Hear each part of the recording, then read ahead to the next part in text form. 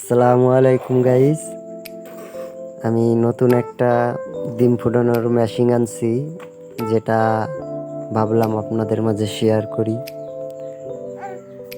আমার অনেক দিনের ইচ্ছা ছিল যে আমি একটা ডিম ফুটানোর মেশিন আনবো, তাই আমি নিয়ে আসলাম। কারণ আমার অনেকগুলো মুরগি আছে, যেমন ফার্মি মুরগি, দেশি মুরগি, যারা প্রতিদিনই ডিম দিচ্ছে।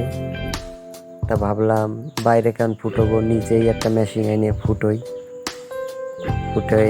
দেখা গেল বাইরে বিক্রি করতে পারবো, তাতে আমার খরচও কমবে। তাই মেশিনটা আনলাম।